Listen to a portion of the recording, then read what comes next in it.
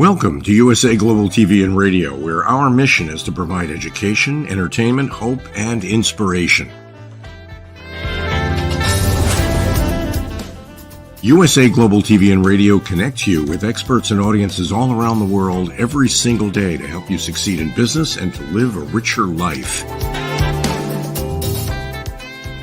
Visit us at usaglobaltv.com to learn about career and life-changing training and mentoring programs like the Listening Mentor. Subscribe to our newsletter to stay informed about our special programs and offers. Discover how you can become a guest on one of our shows or a host or producer of a USA Global TV and Radio show of your very own. That's USA Global TV and Radio, where the doctor is always in.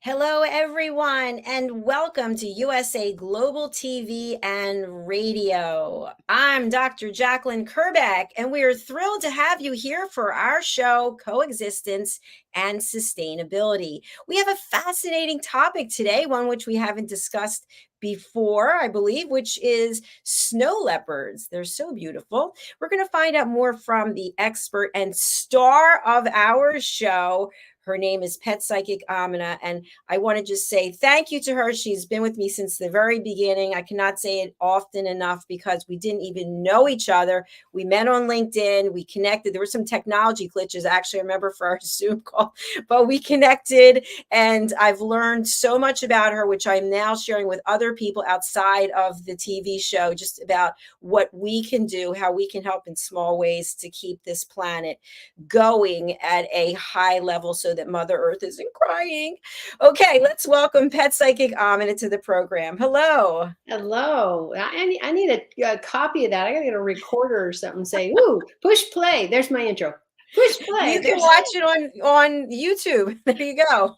Oh, you're right. Right. I don't have a recorder anymore, so I have to. And our show is also on Amazon Fire, and it's also on Roku worldwide. So there's lots of places that people can watch. Lots of places to find it, and I love our background, and it's all been such a wonderful growth. So yeah, I have not studied or talked about snow leopards since my senior year in college. Which was just yesterday, right? It was just around the corner. Yeah. Let's stretch those dates. My kids are older than when my college age. Okay, but the most wonderful thing is these are absolutely life, world, precious animals. Are they all? Pretty much. But this is one of the carnivores. This is one of the hunters, and it is really, really important how they balance the world in their small space. If it's that mountain or that hill or that valley or wherever they are in the places that they are born, they usually stay within miles of where their parents had them, and then they go off and make their own families. What I don't think people realize is we have everything from skunks to mountain lions to cougars, to elephants, and everything in between. The only one I'm worried about is the mosquitoes. I still don't understand those. So anybody, please let me know why they're around. But these carnivores are the reason why all of the trees haven't been taken down. Let's say you have beavers in your area, and or you have reptiles in your area. That is definitely where these cats are. And they are managing, not only feeding their young, feeding themselves, but they're managing overbirth, over use of the resources. If you can imagine, a big old elephant moves into town because they shouldn't be on that part of the earth, and they just eat all the plants. One elephant, just one elephant is all I'm talking about, but it's not supposed to be that part of the world. So there's not enough food or enough resources, whatever, water, trees, plants, for all of a sudden this animal to show up. That's where these predators become vital. That's what I'm hoping to get across to you, that you can understand that these big cats specifically giant elephants who's got to step on everything. If you've seen their feet, just their feet, besides their feces and everything else, these big predatory animals are vital to our whole selves, all of us, and our planet to survive. That's really, really, I want you to enjoy any other wonderful things. And yes, I have pet one, so I know they're very, very fluffy and they are very soft. But, and let me be super clear, I worked in a wildlife sanctuary where animals were from all walks of life were found in people's backyard. They thought they'd make a good pet. They bought them on, the black market. And so I worked at a sanctuary that had just tons and tons of animals besides medical research chimpanzees. That's for another show. But the short part is, because they were injected with diseases and pretty bad stuff, chimpanzees have a body like a human, so it can give us great scientists, but what happens to them afterwards if they're not put down, which these were not, of course, and they came to our sanctuary, but they had to be handled very distance because we didn't know what their body carried over from those things. Animals all have a right to live, and we need to coexist better. So speaking of coexisting, we've talked about this before, but not when it comes to snow leopards. And of course, we're on all new platforms as well. What about just getting a snow leopard and keeping it at home and raising it as your pet? Is this a great Can I cry now or How do I cool cry is it gonna be afterwards? if you have a snow leopard and somebody else doesn't? What do you think? Well, first of all, it's illegal, thank God, in almost every state and country, especially if you're going to go to the countries where the snow leopard is supposed to be. And that is going to be in Mongolia, Turkestan, all of Pakistan, Nepal, all of these places is where, guess what? These are supposed to be. So if you, and the sad part is there's plenty of people selling these animals illegally, and or if they can catch a mother, even better, and then they got a whole bunch of pups to go with that. But think about it. Is this animal truly supposed to be sleeping in your bed or running around in the dog run, cat But run? look how cute it is. Come on. You're just out to push all the buttons. You're just mean. Who talked to you ahead of this show and said, "Oh, just let's test everybody"? You're always too nice, I know, but come on, you're killing me. And she's going for that for this. I'm fortunate enough to have worked with them. Did I hug them all? No, because that wasn't our part.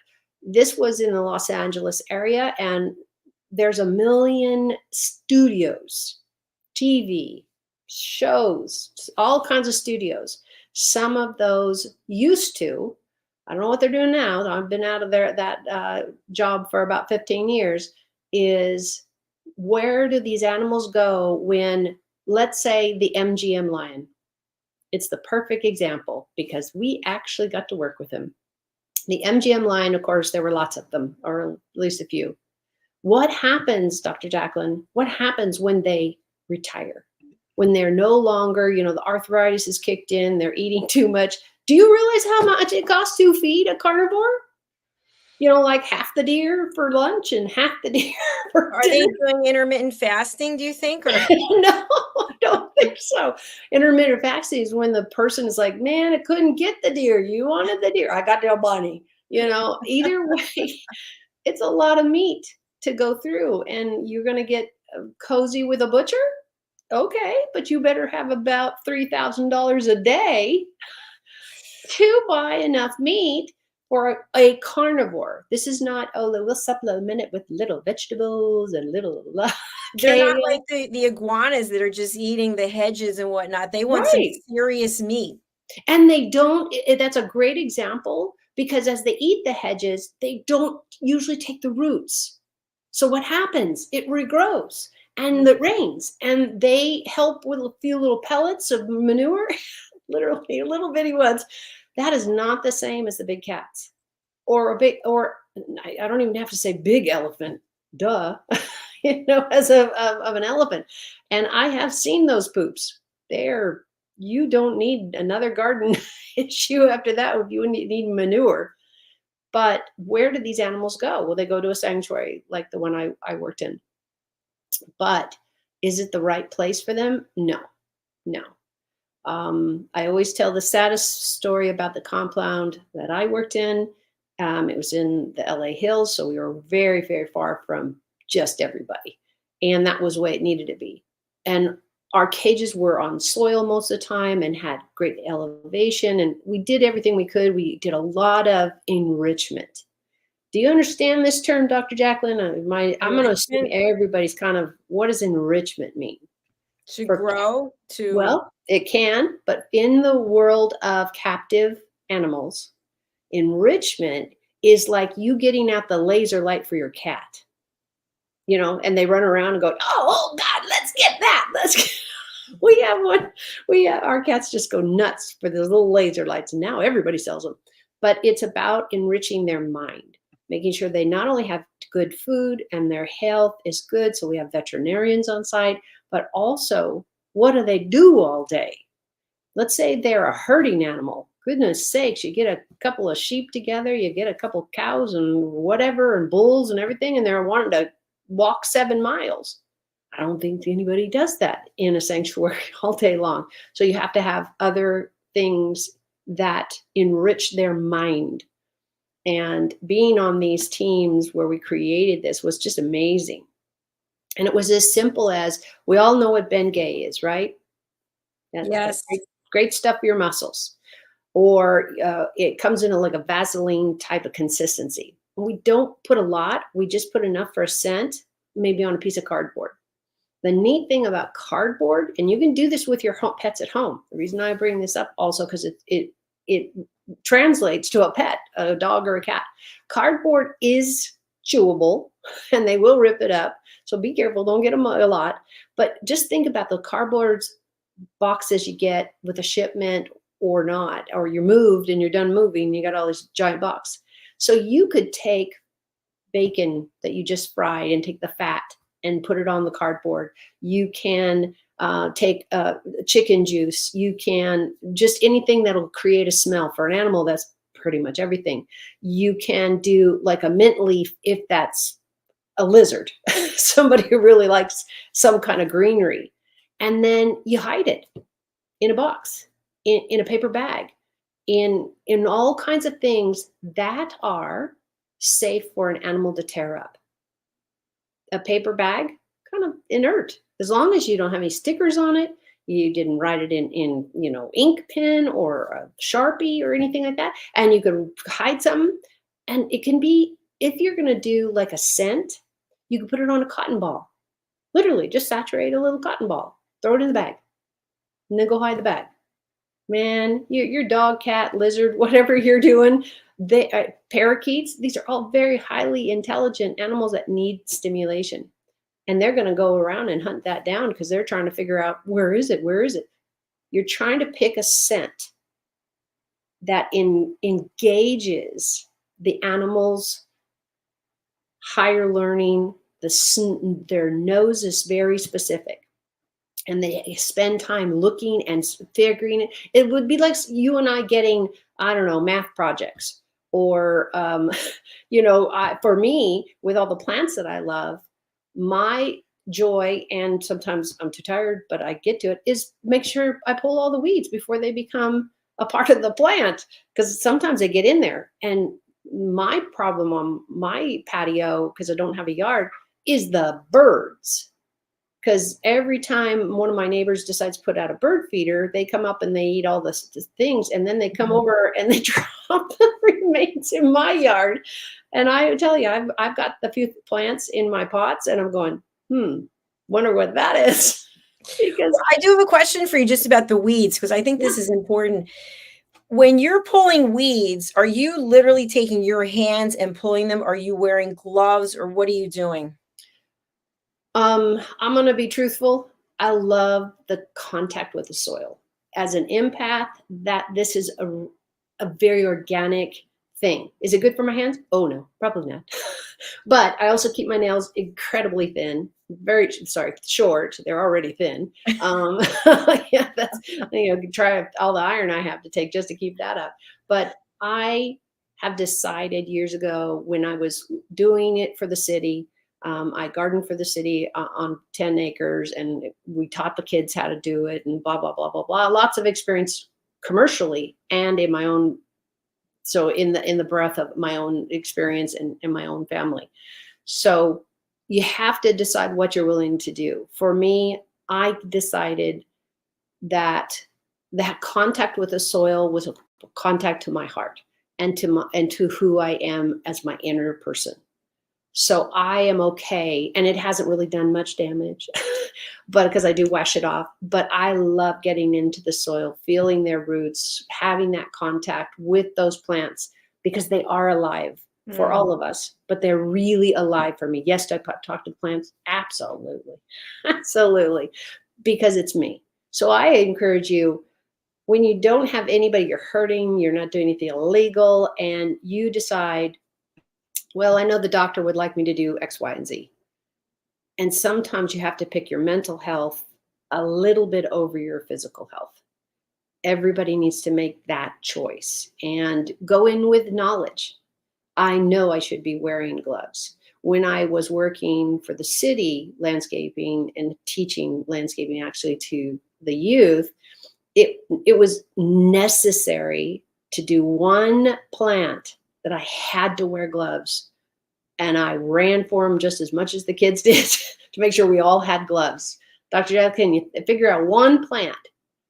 I'm just going to loot, because there's others, but there's one plant that most everybody has, and you need to wear gloves.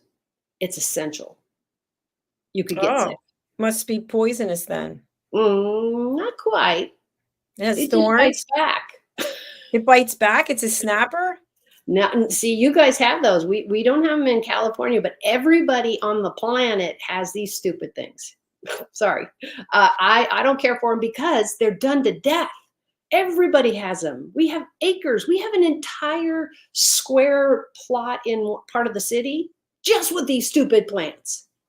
And they're not dandelions, right? Because they're considered to be. Remember, they have bites. They have thorns. And they're not roses? No. Yes, they are. Oh, they're roses. Okay. Woo! We will hurt you. Oh my gosh, yes. And that's when there was nobody, volunteer, us, any of us, we were wearing gloves. And when you're dealing with some of we have a rose garden. It's on not quite a quarter of an acre. It's a lot of roses. And they have garden societies that absolutely adore these things. And every year we have to go in and prune them down to base. It's just the stalk, and then they bloom again even bigger. So that's just part of the maintenance with rose bushes. But man, you got people wearing sleeves like leather and gloves, because rose, any thorn, anything protruding into your body is a problem, because it could have disease. I mean, who pooped on those roses? I don't know, because there's plenty of birds. I don't think they all go to the bathroom while they're flying. I think they, but they're flying. What about flies that you actually see on feces, and then they're flying around and they land in your because food? That's what they eat. Yeah. That's what their job is. And you got the beetles and all of that kind of stuff. So wearing gloves with these specific types of plants is really, really essential for your health. It would be the same thing as I'm going to walk. Let's see, I'm going to go walk a bear or a cougar or a very big dog.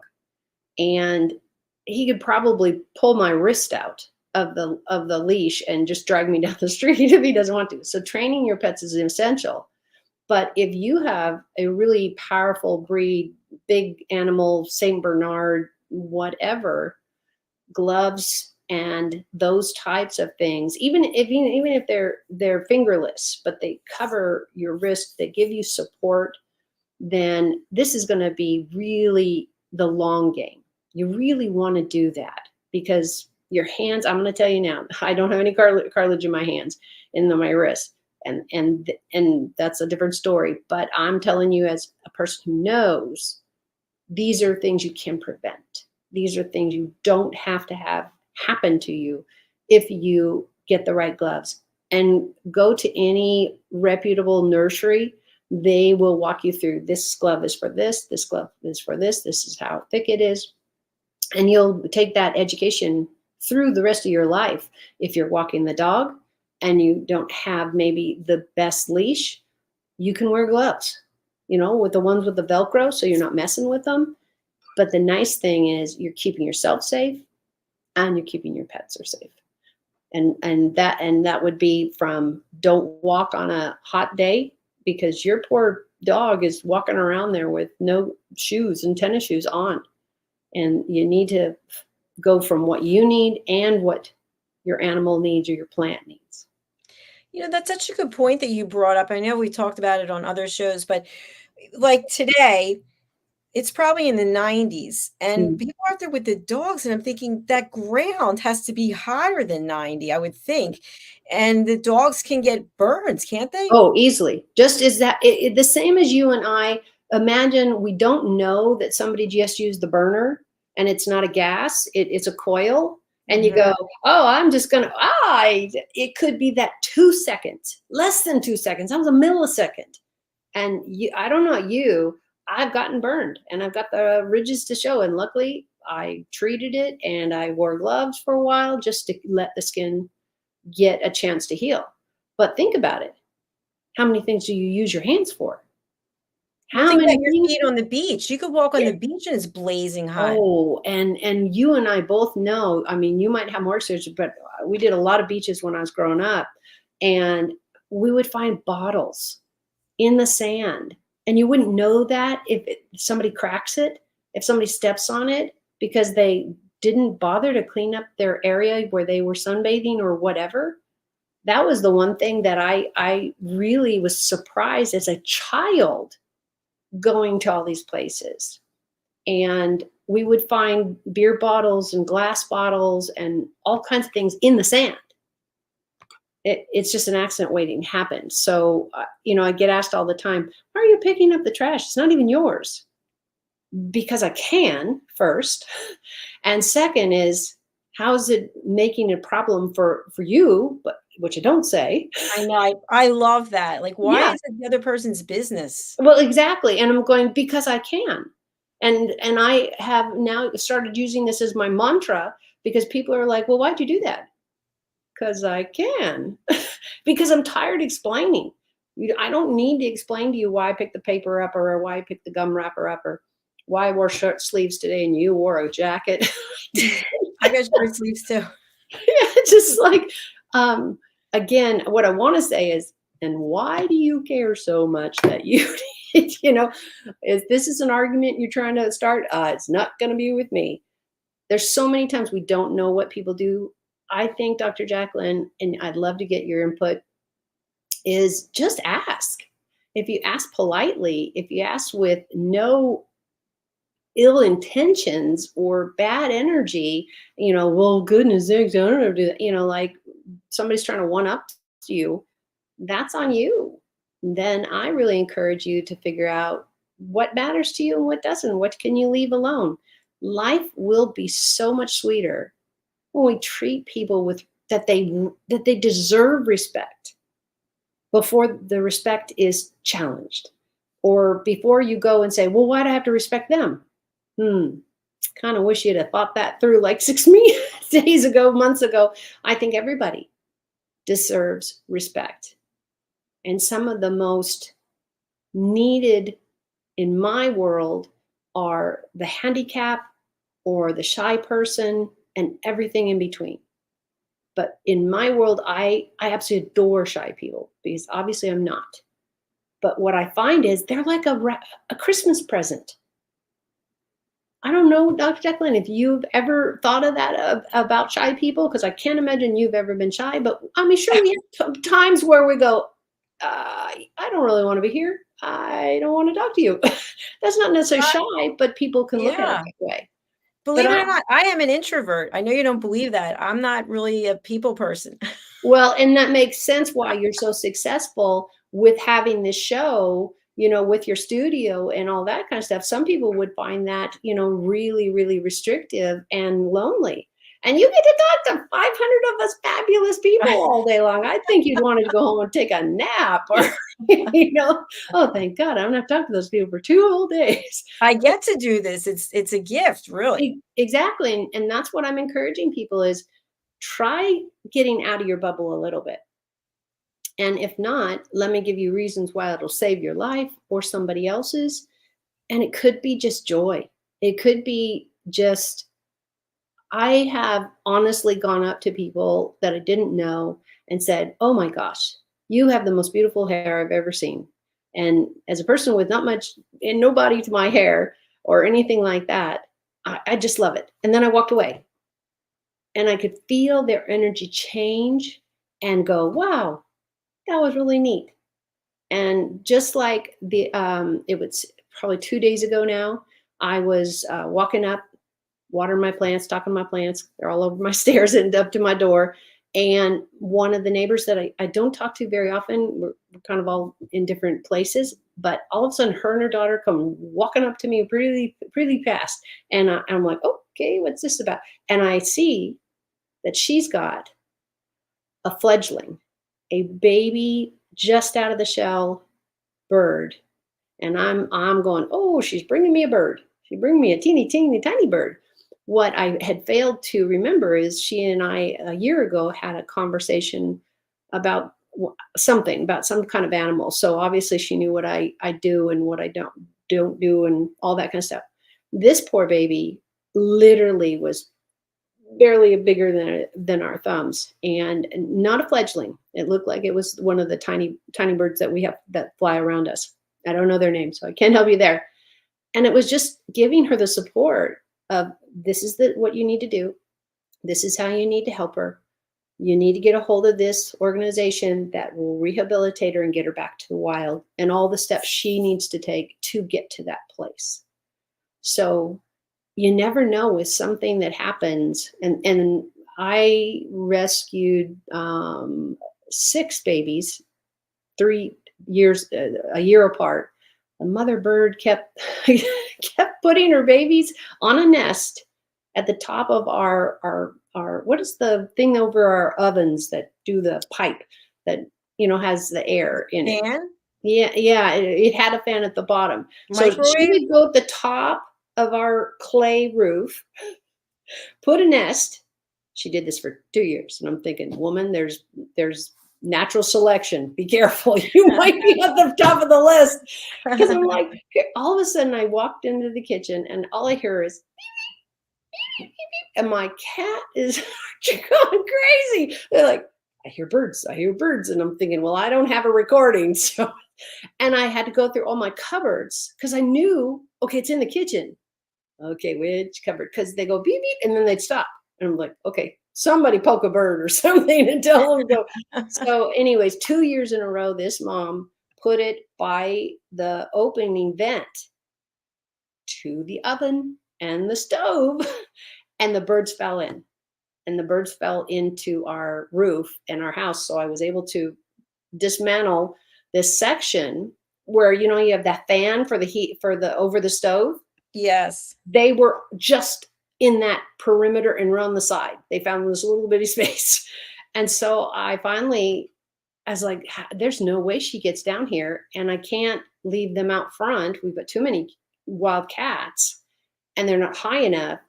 So I ended up putting them all together, making them a fake nest and took it to a recovery center. And the best part was hearing about how they got them to fledglings and released them wild. That's cool. Twice, Wow. But right. Well, 3 times the charm, as you know. That's what. Well, I'm just hoping I didn't hear from her because when she did it the first year, I could hear because we have tile on our roof instead of wood, and you hear dunk, dunk, dunk, dunk, dunk, dunk, dunk. Thinking, okay, this is not music for breakfast because she's hitting the tiles. So she obviously found like what looked like maybe a nice, warm, cozy place on top of our house. Mm-hmm. But what she didn't see is there's a little pipe. And all of a sudden I came in for breakfast. I was by myself and I'm like, why am I hearing birds that sound? And the cat kept walking in. I was like, okay, I'm watching the cat going, I'm not crazy, right? We all hear that. Yeah, And or the she's cat like, knew. yeah, and she's like, Yeah. where do I get it? And it ended up being 3 little babies. And what I did is I ripped up some paper, made a little nest, and remembered after all that that I had seen a nest that had fallen out of a tree. So, anyways, long story short, just telling people be careful. Cover up your holes in your ceilings and the tiles, and when you're in contact with wildlife, any kind of wildlife, call the proper people. And all you have to do is call your information line. They'll give you a couple of phone numbers. You can go to that Yellow Pages thing, still exists in digital if you don't have it in a hard copy, or call a vet, and they will have the resources possible that who to talk to next, and how your government looks at it, and all of this type of stuff. You have to be really careful with wildlife, really, really careful. If you imprint on them and or you decide to keep them for a pet for a couple of weeks, it could cost their life. Either the organization ends up putting them down because they don't believe they can now thrive or survive on their own because they've been habituated to people in that time, or they simply didn't get the nutrition they needed because you didn't know. Again, call a wildlife sanctuary and they will get it back. This wonderful little bird that I end up rescuing and driving 35 miles out to get it to the sanctuary, they were so kind to show me the video when they released her because she was healthy enough to do so. They said it was wonderful that I brought her in. When I did, she had no deficiencies. Her bones were fine. Her health was fine. I fed her appropriately. So that's the best thank you. And you can get that on any pet and anywhere. And you can get it with your neighbors, because my neighbors, bringing this up, I was out watering, and all of a sudden they got this little bird in their hand. It's like, I remember you told us what to do. What do we do? And told them where they needed to go. So it's really great when you're empowered with the information for people to do something. And that's what I'm hoping to do is give you the power to help. That's what you are doing. That's what you have done. That's what you continue to do. Because as I mentioned, I've learned so much and I'm passing it on to other people. That's wonderful. And to your earlier point, when you have the information, then you have options. If you don't know, you don't know. Exactly. I mean, and that's true for everything from you're trapped in a marriage to you got a dog you don't want to, how to bit your kid. What do you do next? There are really, really life-saving steps on almost everything in life. I mean, you and you tripped in a hole, man. I haven't tripped in a long time, but because it's a really big deal. But when you're going down, you're like, oh man, this is gonna hurt. It's gonna hurt, especially if you hit the sidewalk or the gravel. Oh, God forbid. I tripped. This is years ago. I was out running and I didn't tie my shoelace. You always think to yourself, oh, I don't have to tie the shoelace. You really do have to tie your shoelace. You really do. And I tripped and I cut my hand open. And I think that's why I have a problem with my wrist today, because when you go down, when you're falling, you fall like that. Yep. And so anyway, for people just joining us, we're off topic a little bit, but if your shoes are untied, please tie them. Exactly. And it doesn't matter what you're doing. Tie them again, tuck them in, get the little beads if you need them. Yes, definitely. And get zip up shoes. I understand there's zip up shoes. Yeah, they have zip up shoes. Absolutely. Well, and for me, it's easier. Oh, sorry. I just wanted to ask you something else. So we were talking about snow leopards today, but I have another quick digression. I was in the kitchen the other day and I heard this. And I thought, don't even tell me. Don't. And I get up and I walk into the living room. We have sliding glass doors, and there's a huge iguana. We had 16 or 17 of them taken out of here, and then there weren't any. And now there are so many. I can't even tell you how many there are. I just would like to put a little, like a GoPro camera if they still make them Absolutely. on one of their heads and just find out, do they have like some kind of system like, hey, the roof is available on top? Because I don't understand. So anyway, it's an iguana and it's looking in the sliding glass door and it keeps tapping. So Yeah. I looked at it and I said, yeah, I don't think so. You're not coming in here. No. So I tapped back and it went running. And then another one came out. And I just thought, I don't understand. How do they know to come to this house?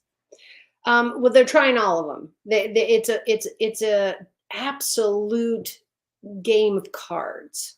You got House of cards. I'm That would trying to be think, it's gambling at the worst and best. And honey, your house is the jackpot. Now, what I would recommend is they make a lot of wonderful, for birds, not to hit glass and not to hit signs. Yeah.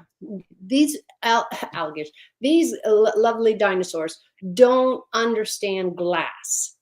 And when they cut themselves up and die, and Bob tells Harry before he died, he still goes, what? Because most animals will look at it as that one space. That's dangerous. But they don't realize that the whole house has that stuff, or the stuff on the roof, right? You go down and their tail and their body's long enough to touch the window. I saw the tail was like 2.5 feet long. And I told you, and that's on a short day, right? Because that's because they use it to defend themselves, right? Absolutely. And you can imagine being hit by a whip, or I don't know you, we've all hit playing with a rubber band and like, well, that was dumb. But how we escalate those sizes. So they make wonderful, and I think I've talked to you personally about this years ago when we first met. They have films that would look kind of like our background, where they have that glass tint. So what happens is the birds don't strike because they see it as a wall or a barrier of whatever you want name you're going to give it. But why do birds keep breaking their necks? Because they don't survive after they hit the wall. And it doesn't matter if it's plastic, glass, sheer, it doesn't matter what the material is. They're coming possibly on the velocity and the movement of I'm going 5 miles. I'm out of here. They have the low engine version of, no. If they see something, they can slow down immediately. They can dive down. They can go a different direction.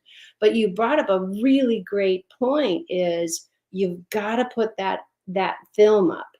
They sell them everywhere. You can get designs or nothing. And just imagine, Dr. JACALYN, you must, if you put something like that, you would save so many fabrics on your furniture. If any of them are like up against a window or catty corner into a window. I have, of course, a tablecloth on my dining room table in my work area. And I'm right in front of 2 good-sized windows. What I fight is the fading of my tabletop, because it's fabric. And it doesn't matter how many times I cover it up with other things, which just makes it look cluttered, but it's the same concept. The sun comes in my window and it takes care of my comforter, and half of it's blue and half of it's light blue. These kinds of things are going to happen all over your house. What we fail to extrapolate and take into your day-to-day life is what happens if you take your favorite whatever, scarf, shirt, t-shirt, and you leave it on the dash of your car while you go shopping. It's going to be hot.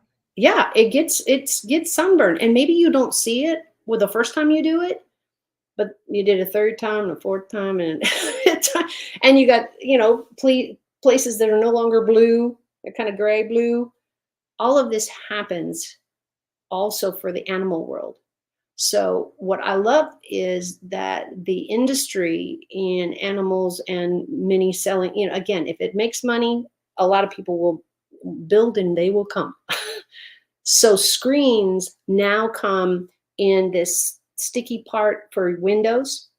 And why I'm calling it a screen is because it creates the same thing you see as with our background. You can kind of see a tree. You can kind of see all the little boxes, which keep the birds from realizing oh, that might not be a thorough site. And to save you a lot of money on your glass from the iguanas, because those are powerful tails, much less the whole rest of them, you might want to go to some kind of protect for the glass that looks like, from their vantage point, that it's a solid brick wall instead of glass. They don't understand glass. Birds don't understand glass, and probably until a few of them die and they go a different direction. But it's really, really taking a great deal out of wildlife specifically when we don't accommodate how they see their world or how they get from A to B in their world.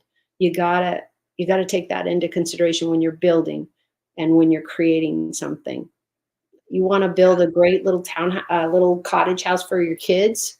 Great. Put a door on it. Put a window on it, because you never know who's moving in when the kids aren't there. Yeah, I love that. That's good to spark some ideas and creativity, because for most places around the world, we are in a time when there's a lot of heaviness and there's a lot of mental health issues, but we are moving into the weekend, and that's some people already into the weekend. They're like, hey, we're already there. We're in the weekend. We're letting you know we're doing whatever it is we're doing. Exactly. But we have to close up for today, and I've really enjoyed another fabulous episode with you.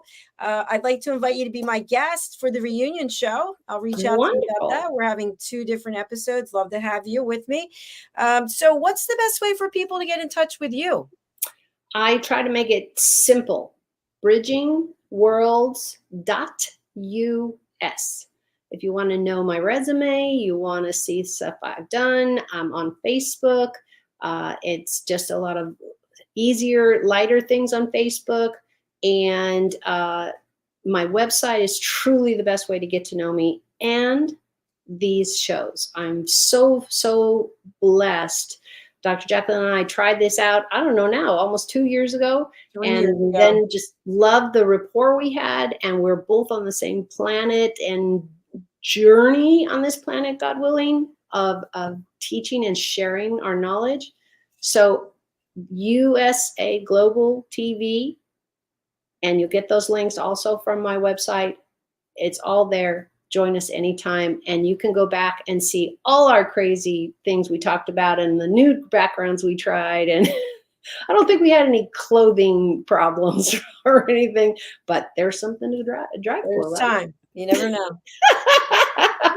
All right. Thank you, my dear friend. I really appreciate you. I hope you have a beautiful weekend. To everyone else, have a lovely weekend as well. And we'll look forward to seeing you next week. Same channel, same place. That's where we'll be. People can make recommendations or things they'd like me to talk about. You and I do it all the time. So please feel free. Absolutely. Take care. So much. Bye, everyone. Bye-bye.